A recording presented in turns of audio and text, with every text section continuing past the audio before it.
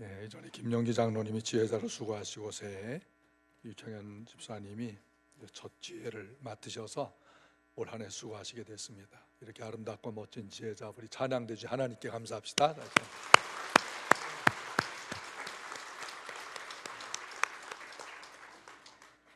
새 첫 주 그리스도 예수의 사람이란 주제로 말씀을 드리겠는데요.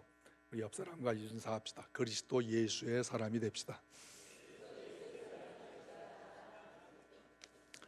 학교 다닐 때 선생님에게 사람의 종류에 관해서 배웠습니다. 세 종류의 사람이 있다고 배웠는데요. 든 사람 있습니다. 뭔가 머릿속에 많이 든 사람, 학식이 많은 사람을 말하죠. 또 난 사람이라고 했어요. 잘난 사람, 권력도 있고 돈도 있고 뭔가 이렇게 잘 나가는 사람, 난 사람이다. 된 사람을 말씀해 주셨습니다. 인격과 인품, 삶이 바르게 된 사람.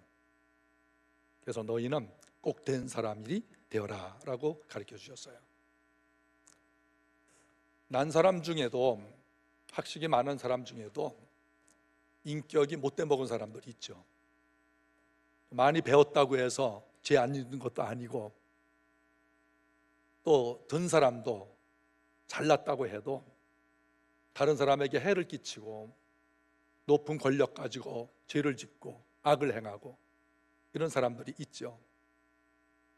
그래서 된 사람처럼 인격과 인품, 삶이 바르게 받쳐줄 때에 성경은 그런 사람을 말하기를 그리스도 예수의 사람이라 이게 말을 합니다. 우리 그리스도 예수의 사람이 됩시다. 우리 출세하고 이름이 잘 알려진 많은 사람들이 왜 임기를 마치면은 이렇게 될까? 참 명예스럽게 퇴진할 수 없을까? 사람이 인격이 바르고 성품이 바르게 살기가 그만큼 어렵다고 하는 얘기예요. 근데 그리스도 예수의 사람을 표현하는 두 글자가 있습니다. 사랑이에요. 그리스도 예수님의 사람이란 뜻은 예수님의 삶을 따라간다는 것인데, 요한복음 13장 34절 35절에 예수께서 우리에게 세 계명을 너희에게 주노니 너희가 서로 사랑하라. 내가 너희를 사랑한 것 같이 너희도 서로 사랑하라. 너희가 서로 사랑하면 너희가 내 제자인 줄 알리라 라고 말씀하셨어요. 우리 사랑이라고 하는 것은 숙제가 아니에요. 사랑은 미래가 아니고요, 사랑은 지금 해야 합니다. 사랑은 현재예요. 지금 사랑하시길 바라요. 현재 사랑하시길 바랍니다. 저는 아버지와 어머니로부터 지금까지 한 번도 아들아 너를 사랑한다, 너 사랑해, 이런 말을 들어본 적이 없어요. 아버지 어머니가 한 번도 너 사랑해 이 말 하지 않으셨어요. 그렇다고 저희 부모님이 아들을 사랑하지 않아서 그런 건 아니에요. 저희 아버지 어머니 시대에는 사랑의 이 말을 아주 간지러워하셨어요. 오글오글거렸죠. 그러니까 마음은 틈없이 사랑하시는데 사랑한다는 말을 표현하지를 못하시는 거예요. 그렇지만 저희 아버지 어머니 눈빛 보고 나한테 해주는 것을 보면은 부모님이 나를 참으로 사랑하시는구나, 이것을 알게 되어지죠. 제가 그리스도인이 된 이후에 아버지께 편지를 많이 썼어요. 아버지 전도하기 위해서도 썼지만은 아버지께 편지를 많이 써서 보냈는데요, 그 편지를 보낼 때마다 아버지께서 답장을 꼬박꼬박 해 주셨습니다. 제가 이제 편지를 써서 여러 가지 내용이 쭉 들어가 있지만은 그 중에 하나가, 아버지, 저는 아무래도 아버지가 저에게 원하는 직업을 가질 수 없을 것 같습니다. 아버지가 저한테 원하는 것이 있었거든요. 저희 아버지는 저가 경찰 아니면 군인이 되기를 원하셨어요. 저 인상도 그렇지만은, 넌 경찰이 돼야 돼, 아니면 군인이 돼야 돼, 이 말을 어려서부터 듣고 살았거든요. 그런데 아버지, 제가 아버지 원대로 되지 못하는 다른 업을 가지고 살아갈 것만 같아요.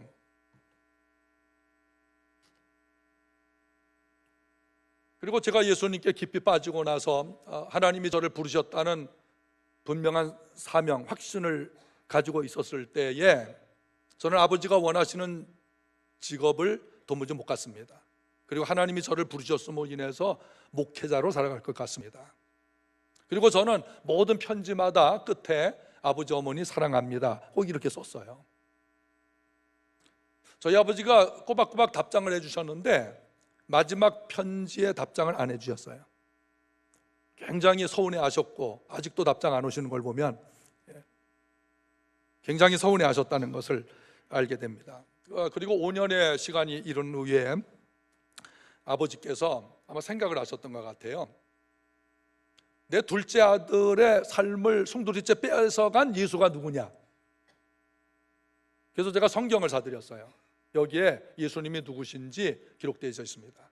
그래서 저희 아버지께서 1년 동안 성경을 통독을 하셨습니다. 그리고 1년이 지난 후에 교회를 나오셨어요. 예수님을 영접하셨어요. 그때 전 아버지께 이런 말씀 드렸습니다. 둘째 아들이 잘 되는 것은 아버지가 기도를 해주셔야 됩니다. 그리고 새벽 기도를 하셔야 합니다. 그 이튿날부터 바로 새벽 기도 하셨어요. 누구 잘 되라고? 둘째 아들 잘 되라고. 잘 됐어요? 못 됐어요? 여러분, 자녀들을 위해서 새벽 기도 하셔요. 특별히 목회자, 간사 둔 부모들 새벽 기도 하셔야 돼요. 저희 부모님 그렇게 하셨어요. 지금은 너무나 연로하셔서 새벽 기도 못 나가시지만요, 성경을 통독하시고 예수님을 영접하고 했는데, 그럼에도 불구하고 아직도 아들아 사랑한다 이 말 못 하셔요. 난 널 사랑해 이 말 못해. 그러나 얼마나 저를 사랑하시는지 저는 확신하고 있습니다. 우리 교회 세표가 뭐예요? 그리스도 예수의 사람인데요, 예수의 사람이라고 해서 세상을 떠나 살 수 있는 것은 결코 아닙니다. 24절에 그리스도 예수의 사람들은 육체와 함께 그 정욕과 탐심이란 말이 있는데요, 사람은 육신이 있고 육신이 있는 사람은 정욕과 탐심이 있다라고 하는 것이에요. 욕심 없는 사람이 있겠어요? 깊은 산속에 들어가서 평생 동안 자아를 발견하고 정욕과 탐심을 물리치기 위해서 수도를 쌓는 스님들도 탐심이 있어요. 정욕이 있습니다. 욕심이 있는 거예요. 천주교 신부님들도 정욕과 욕심을 버리기 위해서 수도원을 찾습니다. 목사도 정욕과 욕심이 있어 일생 동안 이것 때문에 영적인 전투를 벌이게 되어지는 것입니다. 갈라디아서는 바울 사도가 성령의 감동을 받아서 쓴 하나님의 말씀인데, 바울 사도쯤 되면은 정욕과 탐심의 문제는 완벽하게 해결할 수 있을 것 같은데요, 로마서 7장 18절에 내 속 곧 내 육신에 선한 것이 거하지 아니하는 줄을 아노니 원함은 내게 있으나 선을 행하는 것은 없노라. 내가 원하는 바 선은 행하지 아니하고 도리어 원하지 아니하는 바 악을 행하도다. 만일 내가 원하지 아니하는 그것을 행하면 이는 행하는 자는 내가 아니요 내 속에 거하는 죄니라. 그러므로 내가 한 법을 깨달았노니 곧 선을 행하기 원하는 나에게 악이 함께 있는 것이로라. 바울 사도도 싸웠어요. 내 속에 악이 있고 내 속에 선이 있어, 정욕과 탐심이 있고 도덕성과 함께 이것이 충돌하는 거예요. 몸을 가진 우리 속에 하나님의 말씀을 순종하려는 마음과 불순종하여 거스리는 정욕과 욕심을 따라 살려는 마음이 함께 있는 것입니다. 우리가 보통 능력하면은 병을 고치고 귀신을 쫓아내고 방언을 말하고 방언을 통역하고 신비한 것을 보고 이런 것들인데요, 진짜 능력은 뭐냐? 예수님의 말씀에 순종하며 사는 겁니다. 놀라운 능력이죠. 불타는 정욕과 소유를 하고 또 소유를 해도 만족할 줄 모르는 욕심을 내려놓고 예수님 말씀대로 순종하며 사는 이 능력, 정욕과 탐심을 버릴 수 있는 능력, 이게 그리스도 예수의 사람의 능력이에요. 그런데 이 능력, 이 버릴 수 있는 능력, 이게 내 힘으로 됩니까? 결심했다고 됩니까? 지식으로 되던가요? 기도 몇 번 해서 되던가요? 결심해서도 안 되고 의지로 안 되죠. 정욕과 욕심을 꼼짝 못하도록 해야 되는데 인간의 힘으로 불가능한 것입니다. 어떻게 해야 되냐? 24절 읽습니다. 그리스도 예수의 사람들은 육체와 함께 그 정욕과 탐심을 십자가에 못 박았느니라. 그리스도 예수의 사람이란 모범을 보이신 예수님의 본을 따라 사는 사람이에요. 인간은 물질에 대한 욕구, 권력에 대한 욕구, 명예 욕구, 식욕에 대한 욕구, 잠을 많이 자고 싶은 쾌락적인 욕구, 성욕에 대한 욕구, 이 수많은 욕구가 우리 마음속에 존재하고 있어요. 이기적인 욕구죠. 이런 욕망은 하나님이 인간에게 주신 기본적인 욕구인데 분수를 넘는 거예요. 절제할 수 없는 욕망으로 인해서 타락하고 부패하고 부도덕하게 되고 무절제해서 분수를 넘는 그런 탐심과 욕심이 되어져요. 그걸 죄악이라 그래요. 이것을 버릴 수 있는 힘, 내려놓을 수 있는 힘, 분수에 넘치지 않고 적절하게 사용할 수 있는 힘, 정욕과 탐심을 십자가에 못 박아야 합니다. 십자가에 못 박는 것은 예수님께서 인간의 부패와 본성의 정욕과 탐심을 거절하는 삶을 사시고 십자가에 죽으신 것이에요. 그 십자가는 우리를 위한 하나님의 위대한 사랑입니다. 예수님을 믿을 때에 우리에게 참으로 어려운 것이 뭐냐? 우리도 예수님처럼 정욕과 탐심을 십자가에 못 박도록 부름받은 거예요. 그렇게 살도록 부름을 받은 겁니다. 그러니까 이게 굉장히 좁은 길이고 어려운 길이에요. 아무나 갈 수 없는 길인 것입니다. 세상의 가치로 보면은 맞지가 않아요.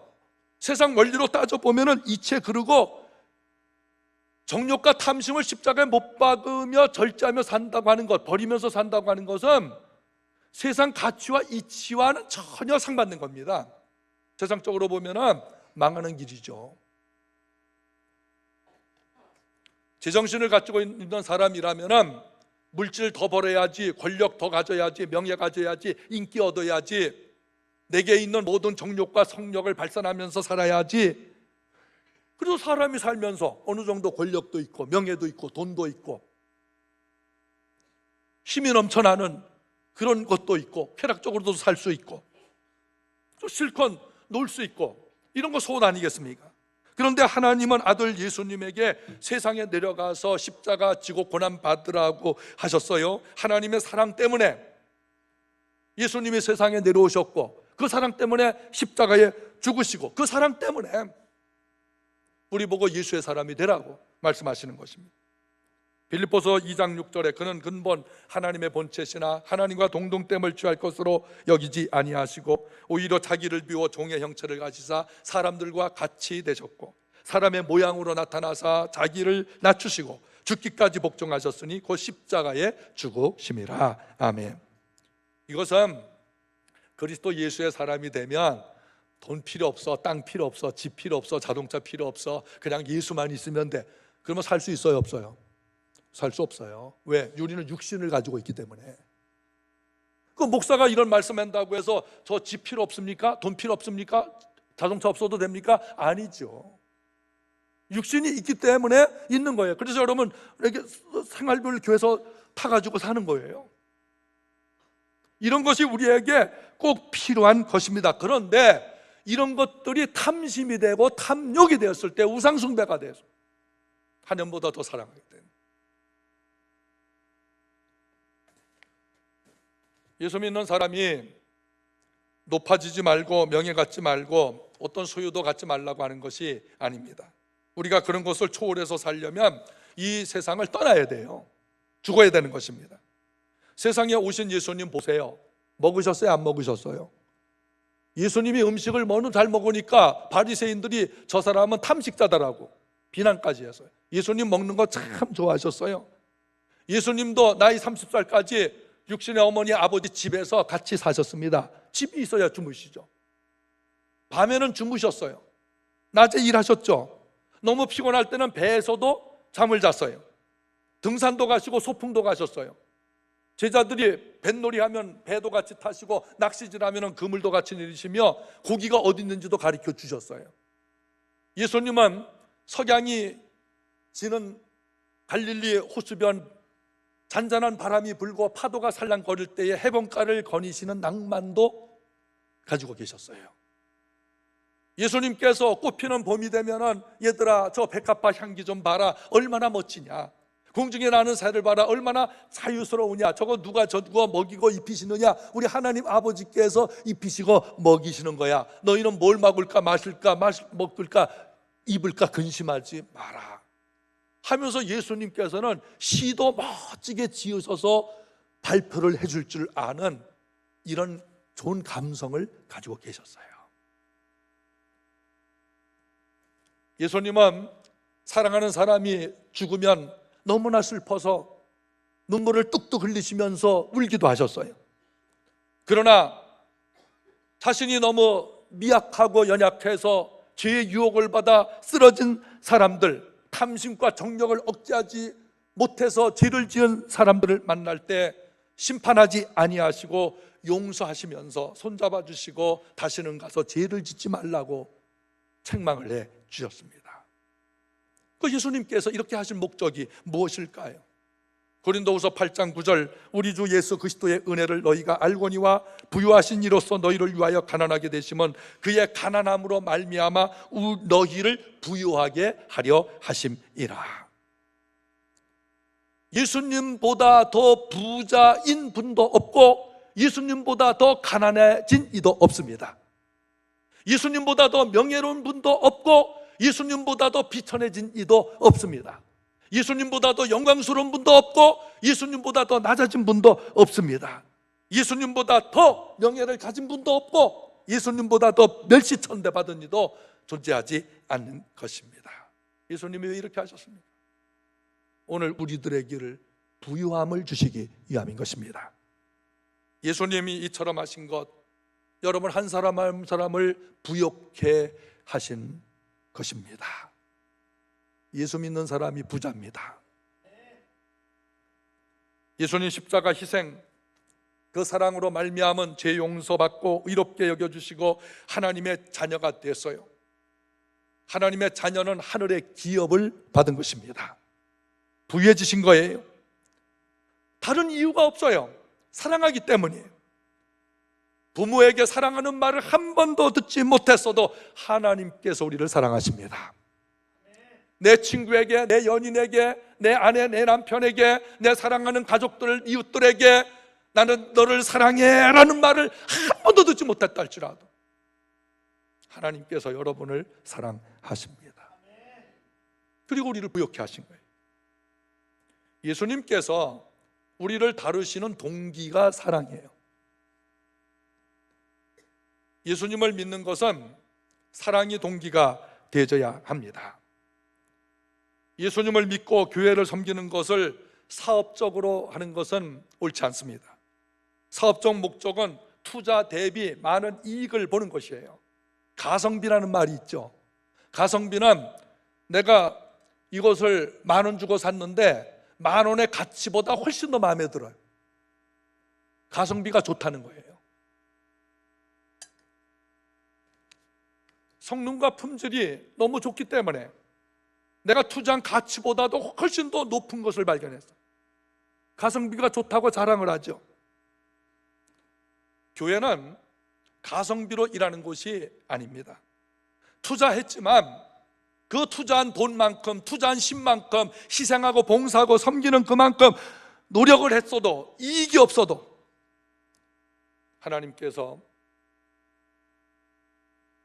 사랑이 동기가 돼서 헌신하고 섬긴 것을 기뻐하시고 하나님이 영광 받으시면 되는 것입니다. 이게 교회입니다. 얼마 전에 어느 기도원에서 가서 들은 것 같이 여러분 11조 10만 원 하면 하나님이 100만 원 주시고 100만 원 하면 1,000만 원을 주시고 1,000만 원 하면 1억 원을 주실 것을 믿습니다. 그 목사님 스스로 자기를 또라이라 그러더라고요. 나도 또라이처럼 보였어요.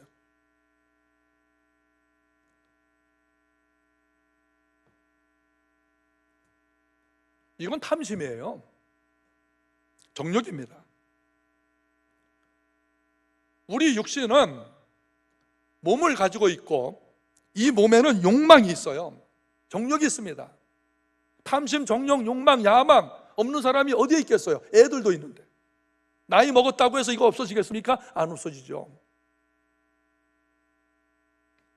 계속 이 육신은 외적인 조건을 크게 하라, 멋지게 하라, 화려하게 하라, 사치하게 하라, 다른 사람에게 멋있게 보이도록 하라. 계속 육신의 요구예요, 이것이.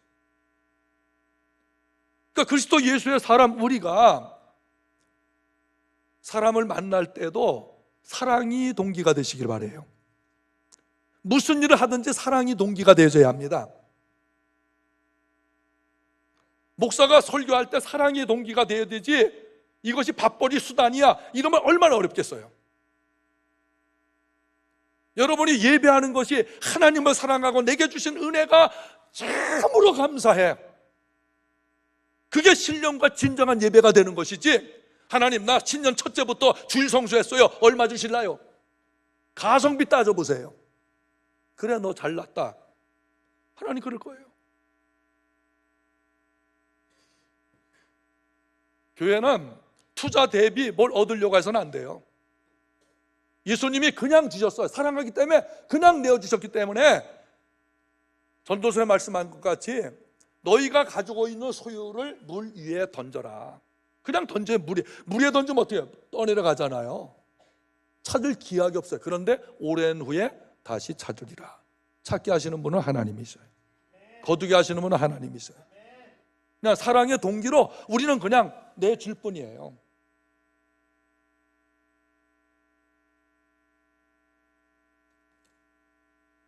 교회는 봉사하고 섬기고 나누고 돕고 사랑하는 일을 하는 곳이죠. 결코 그것을 통해서 이익이 얼마냐, 손해가 났느냐 계산서 따져가면서 손해봤으니 다음부터 이런 일 하지 맙시다, 이익 봤으니 더 합시다, 이런 게 교회가 아니라고 하는 거예요. 계산은 하나님 앞에 가서 받는 겁니다.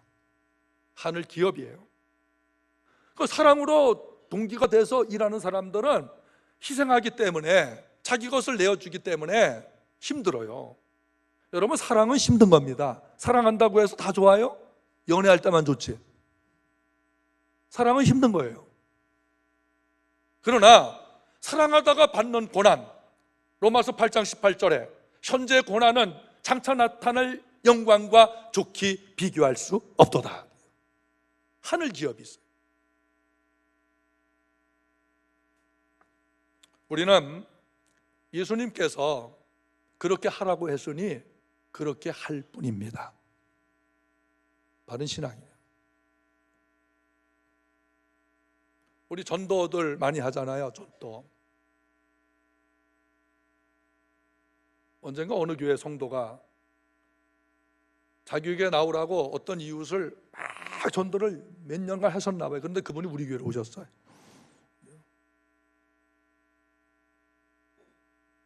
좀 화가 나지 않겠어요? 우리 성도들도 똑같아요. 아주 전도하시는데 다른 교회 가. 그럼 이게 화가 나는 거예요. 왜 우리 교회 안 오고 그 교회 갔냐고. 하나님 앞에서는 그게 아무 의미가 없는 거예요. 세례 요한도 사역을 할 때 세례를 나눠줘서 제자가 많았습니다. 그 세례 요한의 제자들이 어느 날 와서 짜증을 내는 거예요.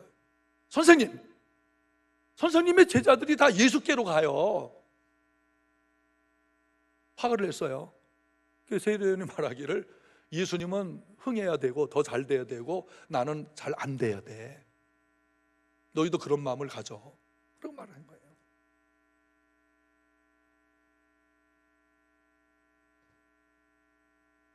그러니까 여러분이 전도했는데 그분이 다른 교회 갔다, 화내지 마세요. 참 잘 됐다. 하나님의 자녀입니다. 똑같이. 그런데 다른 교회 성도들이 전도해서 우리 교회 온 분들 많잖아요. 기분 좋아요, 안 좋아요? 저도 좋아요.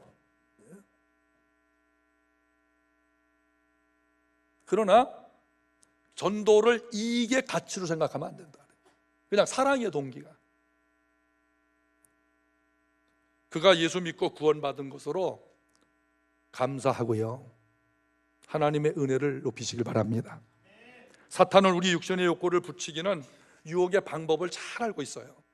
예수께서 40일 금식기도하고 굶주림에 연약해진 예수님을 떡으로, 물질로, 인기로, 명예로 부추기고 그걸 주겠다고 약속을 하면서 유혹했던 마귀가 오늘 우리들에게 찾아와서 유혹하며 속삭입니다. 야, 너 더 많이 갖추을 때까지, 내가 더 잘 될 때까지, 더 명예를 얻고 더 인기를 얻고 더 많이 쌓아질 때까지, 뭔가 될 때까지 봉사, 섬김, 부재, 선교 중단해라.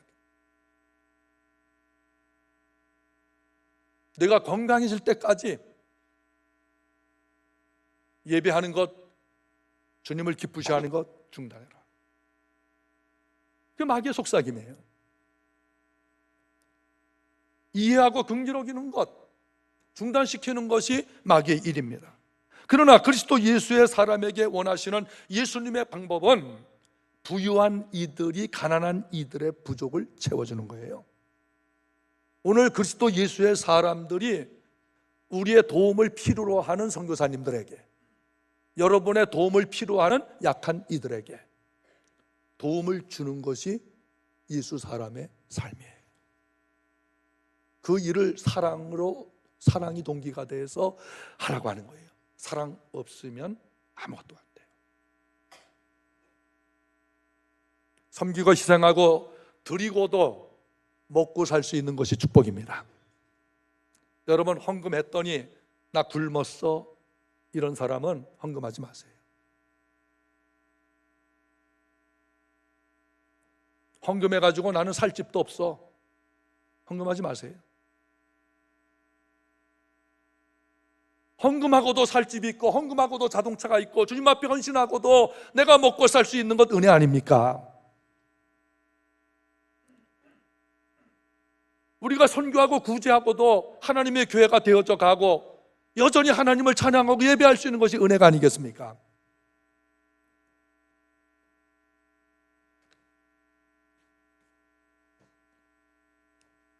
그런데 절대 내놓지 않고 자신과 가족만을 위해 먹고 사는 것은 불행한 일입니다. 그리스도 예수의 사람으로 살도록 하는 힘은 무엇일까요? 25절 읽습니다. 만일 우리가 성령으로 살면 또한 성령으로 행할지니. 그리스도 예수의 사람은 그 안에 성령이 계십니다. 고린도서 12장 3절, 예수님을 믿는 사람은 이미 성령이 계셔서 성령이 예수 그리스도를 주인으로 삼고 왕으로 섬기고 믿도록 해주시는 것입니다. 고린도서 3장 16절, 너희는 너희가 하나님의 성전인 것과 하나님의 성령이 너희 안에 계시는 것을 알지 못하느냐.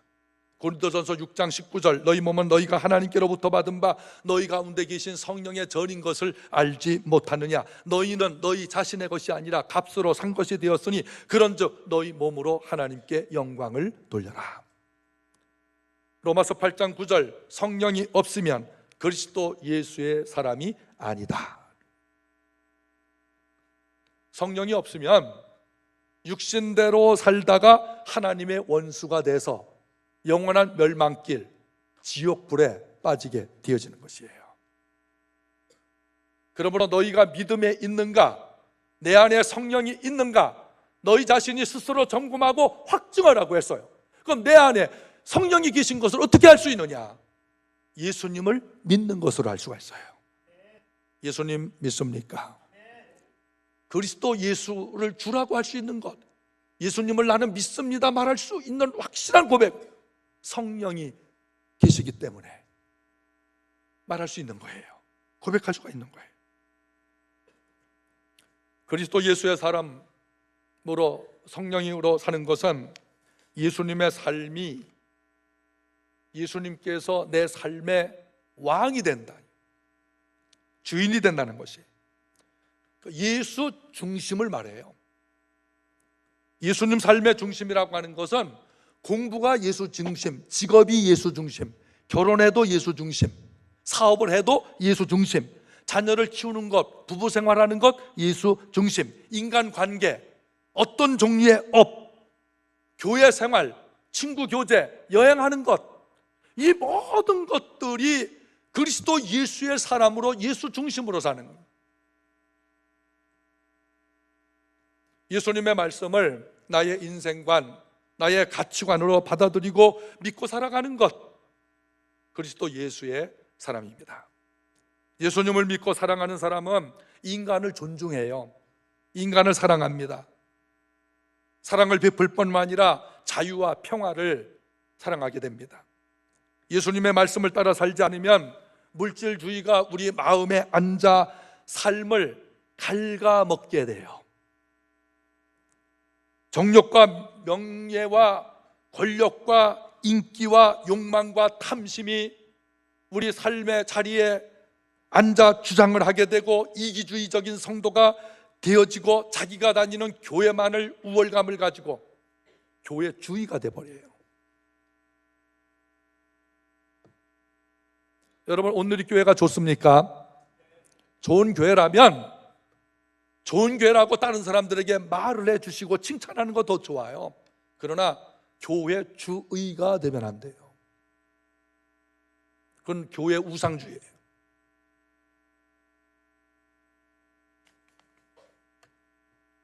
내 교회만을 위한, 평생 다른 세상을 몰라요. 다른 교회를 몰라요. 다른 어떻게 하나님께서 이 넓은 세상에서 어떤 사람, 어떤 단체, 어떤 사역을 통해서 하나님 나라가 넓게 확장되어지는가, 이걸 모른 채 내 교회만 알아요. 그걸 교회주의라 그래요.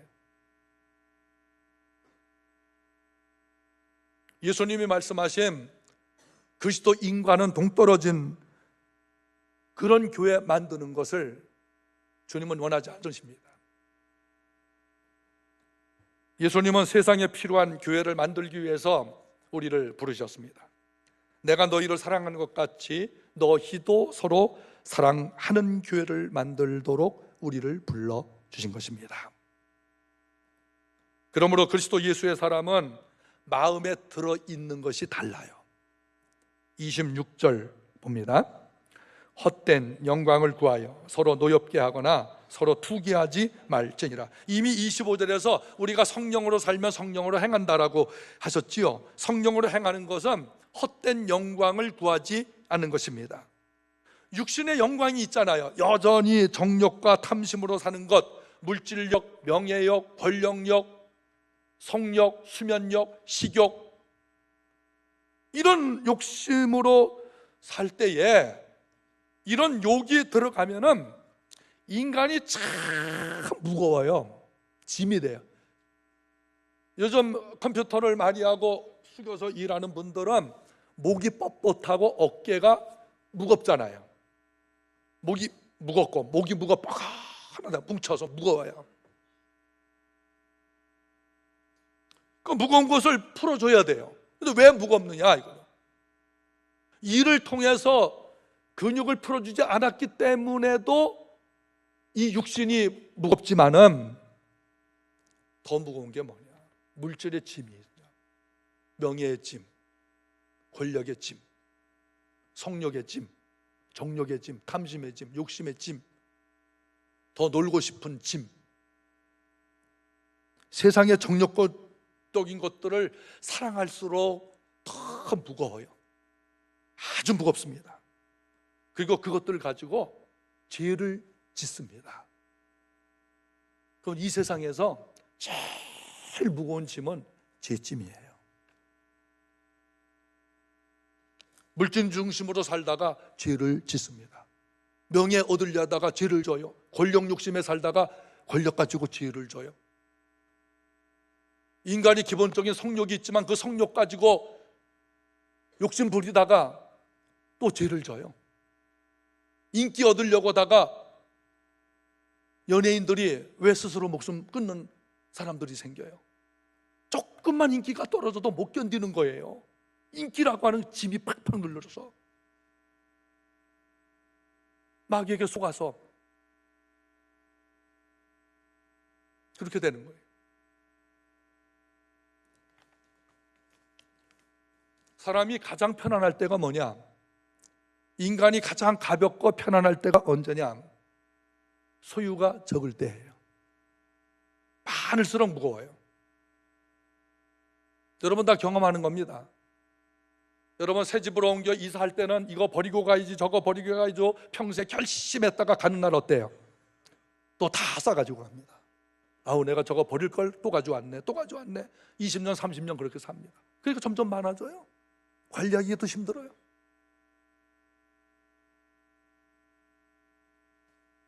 소유가 많을수록 더 가지고 싶고 더 소유욕이 극대화되어져서 걱정, 근심도 많아지게 되는 거예요. 야고보서 1장 15절 욕심이 잉태한 즉 죄를 낳고 죄가 장성한 즉 사망을 낳느니라. 여러분 지게 아세요? 지게. 지게찜 져주신 분들이 있을 거예요. 저도 시골에 살 때 할머니가 산에 가서 나무를 해와야 그거를 아궁이에 떼고 사용을 사는 그런 시골집에 살았는데, 할머니가 그 먼 산에 가서 나무를 해올 때 저희 아버지께서 일찍 퇴근하시면은 마중을 가서 할머니의 나무찜을 받아 오셔요. 그럼 할머니가 시원하다 그래요. 뭘 내려놨어요? 짐을 내려놔서. 사람은 짐을 내려놓을 때 시원한가요? 그럼 이 짐을 내려놓는다고 생각하면 또 이렇게 꾀를 부리는 분이 있어요. 올해 기필코 구역장 짐 내려놔야지, 교사 짐 내려놔야지, 성가대 짐 내려놔야지. 요런 생각, 이건 아주 안 좋은 거예요. 그런 짐은 지시기를 축원합니다.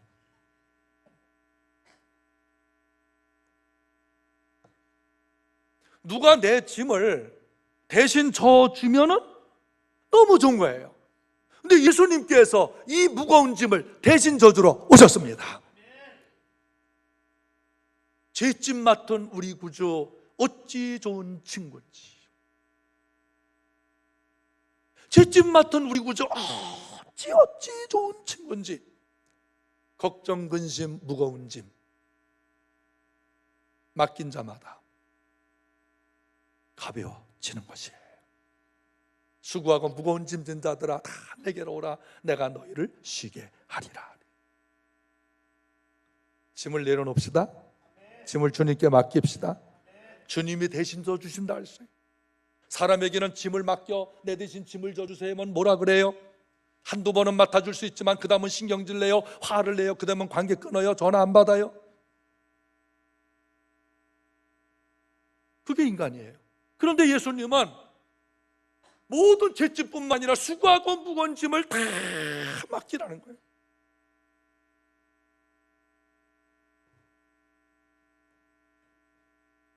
하나님은 우리의 힘이시고 피난처이시니 환난 중에 만날 큰 도움이시라. 피난처가 없을 때 주님 앞에 의탁하세요.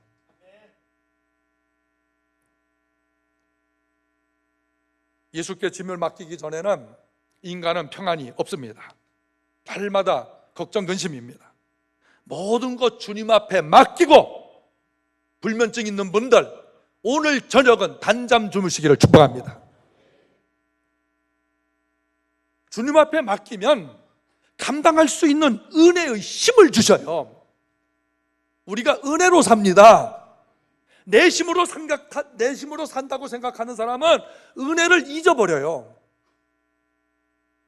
내가 이래서 내 힘으로, 내 지식으로, 내 방법으로, 내 수단으로 산다고 생각하는 사람은요, 하나님의 은혜가 오지 않습니다. 왜? 그 자체가 장벽이 돼버리는 거예요. 하나님을 거부하는 겁니다. 우리 구역장, 부역장님들 걱정하지 마세요. 그리스도 예수의 사람으로 더 성숙해져가는 기회를 주신 것입니다. 사람을 만나다 보면은 노여워하는 사람도 있고, 전화하면은 튕기는 사람도 있고, 선하게 이야기하지 않는 사람도 있고, 격동하게 하는 사람들도 있습니다. 그런데요, 그리스도 예수의 사람은 그런 사람을 만나도 짜증내거나 화내거나 신경질내거나 섭섭하게 생각하거나 이러면은 안 되잖아요. 우리가 어떤 사람이라고요? 그리스도 예수의 사람이니까. 그리스도 예수의 사람은 뭐가 동기가 돼야 된다고요?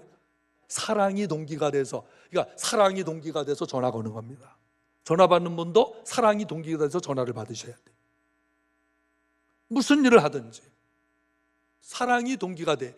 음식점 하는 분들 많잖아요. 사랑이 동기가 돼서 음식을 만들어야지 내가 먹을 거 아닌데. 한번 필리핀 아주 민다나오 섬 남쪽에 오지에 간 적이 있어요. 허진필 선교사님 살아계실 때. 어느 가다가 한참 한 두세 시간 달려가다 배가 고파 점심때 들어가는데 어느 식당에 들어갔어요. 그래서 덥잖아요. 식당에 다녔는데 우통을 벗어 던지고 배는 저보다 3배나 더 나온 사람이 이 밀가루 반죽을 이렇게 하는데, 중국집이에요. 예, 이 치는데 땀이 그냥 거기에 뚝뚝뚝뚝. 제가 그걸 봤어요.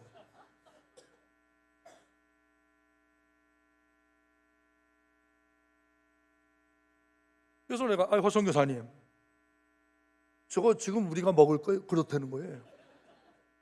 난 못 먹어. 뭐 어때? 뭐 다 몸에서 나온 건데 뭐 그러면서 허성교사님은 잘 먹어. 전 진짜 안 먹어. 못 먹었어요. 못 먹었어. 그럼 어떤 사람이 그런 모습을 저 목사가 사랑도 없지. 여러분도 이 말씀 들으면서 그럴 생각하세요? 그래서 사랑으로 먹어주지. 아니요. 저는 그런 사랑은 없어요. 주방장이 자기 땀을 범벅한 그런 정도의 음식을 먹을 수 있는 아직 거기까지 도가 덜 됐어요. 예? 진짜 못 보겠더라. 근데 안 봤으면 먹었을 거예요. 음식에는 비밀이 많아요.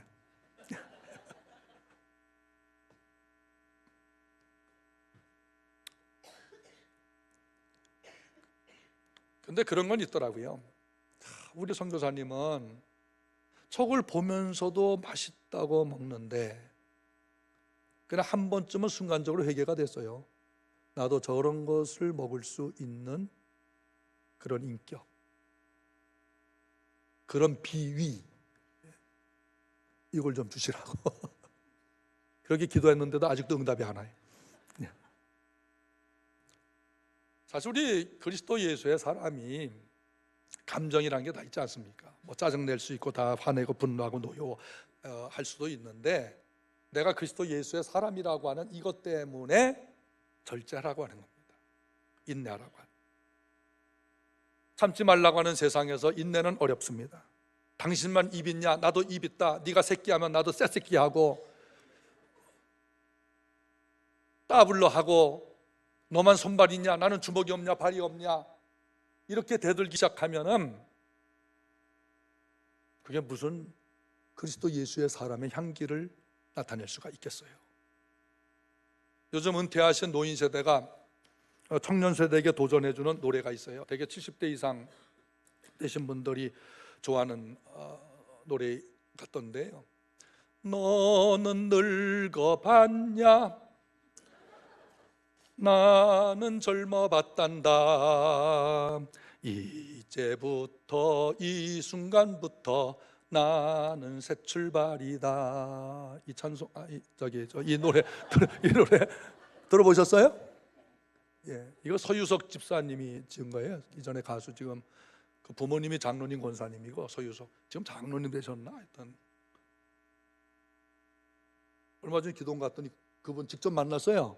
이 귀가 무슨 귀냐면 그분이 작사 작곡하고 그 가수가 직접 부른 이 노래를 들은 귀예요. 이게 우리 성도들 같이 들어. 그러니까 늙었다고 귀찮아하지 말아라. 또 늙었다고 비참해하지 마라. 나도 젊을 때는 늙어간다는 생각 못하고 살았다. 내가 나이 들어 늙고 보니까 나는 젊은 세대를 거쳤어. 너희도 내가 걸어온 길을 똑같이 올 거야. 그런데 우리는 그거를 아예 생각도 하지 않고 살아. 그러니 늙었다고 비난하거나 귀찮게 생각하지 말고, 내가 젊은 세대에 거쳐서 늙은 것처럼 너희도 똑같은 그 세대가 오게 될 것이니까 우리 여기 어르신들, 나이 많으신 어르신들 좌절하거나 젊은이들 비난할 필요도 없고, 젊은이들 나이 드셨다고 해서 귀찮을 것 없어요. 다 그 길 가는 겁니다. 그럼 우리 어떻게 쓰냐? 지금 이 순간부터 사랑합시다. 나이 관계, 사랑에 나이 따져요? 그러므로 성도들은 늙음을 한탄하지 말고 나이 들수록 더 그리스도 예수의 사람으로 신선하게 살기를 바라요. 세상 사람들도 이제부터 이 순간부터 나는 새 출발이다 노래를 하는 세상에, 바울 사도도 우리의 겉사람은 후패하고 주름이 져서 늙어가고 힘이 빠지지만 내 속사람은 날마다 새롭도다. 이 그리스도 예수의 사람이에요. 에베소서 5장 22절에 예수님을 교회의 남편으로 소개합니다. 나는 교회 남편이야, 너희의 신랑이야, 우리 이 성도들의 아내, 신부라고 이야기를 해요. 그럼 교회는 무슨 역할을 해야 되느냐? 어머니 역할을 해야 합니다. 그게 교회예요. 여러분 어머니 떠올려보세요. 지금 떠올려보세요. 돌아가셨던 상존하셨던 어머니 떠올려보세요. 간혹 못된 엄마가 있는 걸 알아요. 저도 간혹.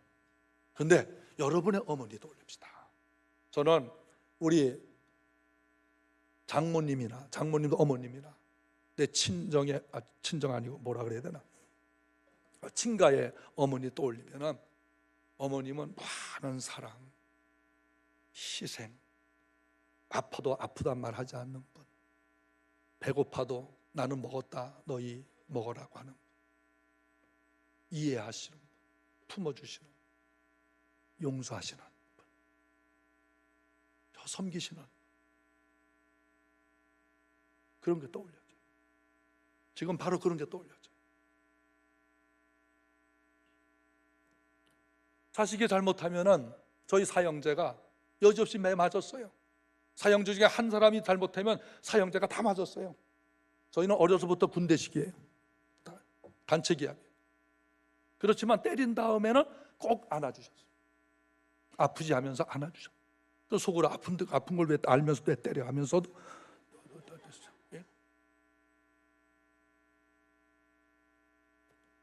어머니를 생각하면서 떠오르는 이런 단어들이 어디에 있습니까? 성경에 있는 거예요. 갈라디아서 5장 22절 23절 읽겠습니다. 오직 성령의 열매는 사랑과 희락과 화평과 오래 참음과 자비와 양성과 충성과 온유와 절제니 이 같은 것을 금지할 법이 없느니라. 성령의 열매입니다. 그리스도 예수의 사람은 무엇으로 행해야 된다 그랬어요? 성령으로 행해야 된다. 성령의 열매가 있어야 됩니다. 25절에 성령으로 살고 성령에 행하는 것, 성령의 열매예요. 내가 그리스도 예수의 사람이라고 하는 것을 어떻게 나타낼 수가 있습니까? 믿음은 보여주는 거예요. 믿음이 보이지 않는다고요? 믿음은 보여집니다. 믿음으로 보여줄 수가 있는 거예요. 사도행전 14장 9절에 루스드라에 바울이 걷지 못하는, 바울 사도가 걷지 못하는 사는 사람을 봤을 때 그 사람에게 믿음이 있는 것을 보고 예수님의 이름으로 명한다, 너 일어나라, 손을 잡아 일으켰어요. 믿음을 보고. 마태복음 8장 10절 예수님께서 백부장의 믿음을 보시고 그 부하의 중풍병을 고쳐주셨어요. 믿음은 보여집니다. 또 믿음은 보여주는 거예요. 우리가 어떻게 행동하고 어떻게 뭘 하고 어떻게 성품을 가지고 있느냐, 이게 믿음이에요. 우리 성도들끼리 온유하고 이해하고 포용하고 사랑하시기를 바라요. 교회는 어머니 역할을 해야 돼요. 여러분 다 엄마 역할을 해야 돼요. 목사는 아버지처럼 간혹 책망하고 훈계할 수도 있어요. 그러나 우리 장로님들, 권사님들, 안수집사 엄마 역할을 잘 해주셔요. 우리 구역장, 부구역장님들이 엄마 역할을 해주셔요. 우리 성도들 이 구역표가 5에 다 나갑니다. 어느 거면은 나는 구역 예배 모이지도 않는데 여기 구역표에 있네. 다 들어가요. 다 들어갑니다. 그러면 구역장, 부구역장님들이 이 전화를 하죠. 참석하든 못하든 구역장님들은 올 한 해 동안 10번이고 100번이고 전화를 해서 사랑을 동기로 전화를 하셔서 관심을 가져주셔야 돼요. 그러면 전화 받는 분들, 나는 구역 안 참석해요, 빽소리 지르지 마시고 짜증내지 마시고 너무 죄송해요, 사정이 이래서, 좀 온유하게 말할 수 있는 문제가 아니겠어요? 그거가 뭐 하는 거 있겠어요?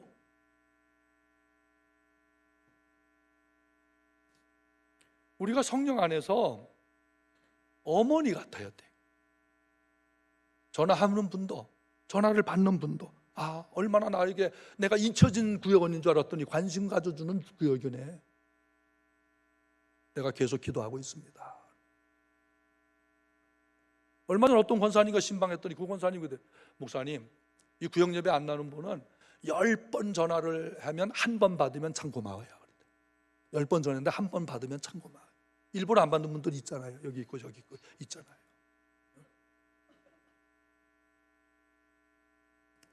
우리에게 주어진 시간은 기회입니다. 무슨 기회일까요? 그리스도 예수의 사람인 것을 드러내는 기회입니다. 사랑할 기회, 믿음을 표현할 수 있는 기회, 그러므로 포용할 수 있는 기회, 온유할 수 있는 기회, 내가 예수 믿는다는 것을 드러낼 수 있는, 향기 나타낼 수 있는 기회, 절제할 수 있는 기회, 긍휼을 베풀 수 있는 기회. 부족함이 있고 심에 부치는 일이 있다 할지라도, 어려움이 있어도 하나님을 믿고 도움받을 수 있는 이 기회. 여러분 사업에서, 직장에서, 가정생활에서, 교회생활에서 하나님께 도움받을 수 있는 이 기회, 그리스도 예수의 사람인 것을 드러낼 수 있는 이 기회, 그걸 누리시기를 바랍니다. 우리는 구원받기 위해서 그리스도 예수의 사람으로 사는 것이 아니라 구원받았기 때문에 그리스도 예수의 사람으로 사는 것입니다. 이것이 그리스도 예수의 사람이고 교회인 것입니다.